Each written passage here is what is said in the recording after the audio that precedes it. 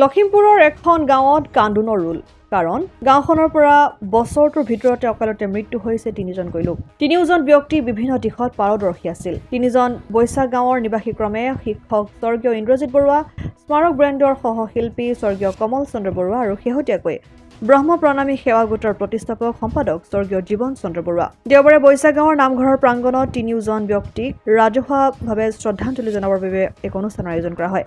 বৈশাখ গাঁৱৰ নিবাসী ৰাইজৰ সহযোগত শ্ৰদ্ধাঞ্জলি অনুষ্ঠানৰ আগভাগ লয় জোনামণি বৰুৱাই আৰু আঁত ধৰে লোহিত দাসে। উক্ত অনুষ্ঠানত বৈশাখ গাঁৱৰ ব্ৰহ্ম প্ৰণামী সেৱা গোটৰ শিক্ষাৰ্থীসকলৰ লগতে গাঁওখনৰ প্ৰায় সংখ্যক ব্যক্তি উপস্থিত থাকি বন্তি প্ৰজ্বলন আৰু পুষ্পাঞ্জলি অৰ্পণ কৰে। তাৰ মাজতে এটা কথা আছে যে আমাৰ প্ৰয়াত কবি হিৰুদাই এটা কবিতা তেওঁ ৰচনা কৰিছিল আৰু কবিতাটো এখেতলোকে সাফল্যমণ্ডিত কৰি দিলে এই বছৰত। যিহেতু মৃত্যুটো এটা শিল্প, জীৱনৰ নিৰ্লোভ, জীৱনৰ কঠিন শিলত কটা নিৰ্লোভ ভাস্কৰ্য। আজি আমাৰ মাজৰ পৰা এনেকুৱা কেইজনমান প্ৰতিভা হেৰাই গ'ল। এটা বছৰৰ ভিতৰত নাম ল'ব লাগিব আমাৰ বন্ধু, মোৰ প্ৰিয় বন্ধু ইন্দ্ৰজিৎ বৰুৱা শিক্ষক, সামাজিক কৰ্মী। নাম ল'ব লাগিব এজন প্ৰতিভাধৰ যুৱক, যিজনে অসমৰ বিভিন্ন স্থানত সংগীত পৰিৱেশন কৰিছিলে। তেওঁ এজন ভাল বেণ্ড বাজক আছিল। সেয়া হৈছিলে আমাৰ অতি মৰমৰ ভাইটি কমল বৰুৱা। তেওঁ আমাৰ মাজৰ পৰা দুৰ্ঘটনাত মৃত্যু সাৱটি ল'ব লগা হ'ল।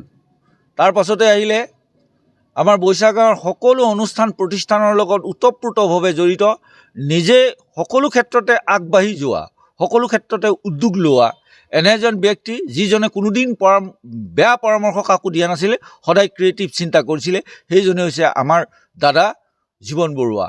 আজি মাত্ৰ 11 দিনৰ আগতে তেখেতে আমাৰ মাজৰ পৰা বিদায় ল'লে প্ৰেছাৰ ষ্ট্ৰ'কত।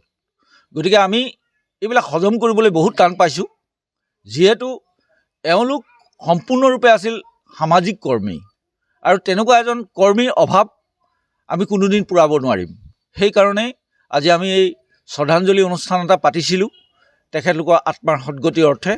আৰু তেখেতসকল এনেকুৱা এটা পৰ্যায়ৰ ব্যক্তি আছিল, যিসকলে কোনোদিনা সামাজিক উত্তৰণত কোনো দিনাখনেই তেওঁলোকে কোনো ধৰণৰ বাধা সৃষ্টি কৰা নাছিলে। তেওঁলোক আছিল এজন সফল সাংস্কৃতিক কৰ্মী। গতিকে এই সাংস্কৃতিক কৰ্মীকেইজনৰ বিয়োগত আমি যথেষ্ট আঘাত পাইছোঁ, সমগ্ৰ গাঁৱৰ বাসীয়ে আঘাত পাইছে। গতিকে আমি শেষ মুহূৰ্তত কি কৰিম, নিয়তিৰ পৰিহাস। গতিকে আমি ঈশ্বৰৰ ওচৰত এটাই প্ৰাৰ্থনা জনাইছোঁ, তেখেতলোক য'তেই নাথাকক শান্তিৰে থাকক, তেখেতলোকৰ আত্মাই চিৰশান্তি লাভ কৰক, এয়া আমাৰ কামনা। ধন্যবাদ। লখিমপুৰৰ পৰা ৰাহানুদ্দিন আহমেদৰ ৰিপৰ্ট, অসম আদিত্য। NKS হুণ্ডাইলৈ স্বাগতম। নৰ্থ ইষ্টৰ প্ৰথম GDSI 2.0 ফিচাৰ্ছ ডিলাৰ হৈছে NKS হুণ্ডাই।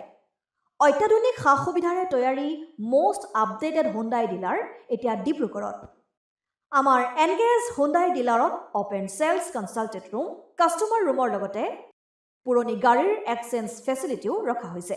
ইয়াত চেলছৰ লগতে ছাৰ্ভিচ ছেক্টৰৰ সুন্দৰ সুবিধা আছে। প্ৰয়োজনীয় সকলো এডভান্স টুলছ, হুইল বেলেন্সিং, এলাইনমেণ্টৰ অত্যাধুনিক machine, post hydraulic lift, fully train man পাৱাৰৰ লগতে nitrogen gas filling facility, fully automatic car ৱাছৰ ফেচিলিটিও আছে।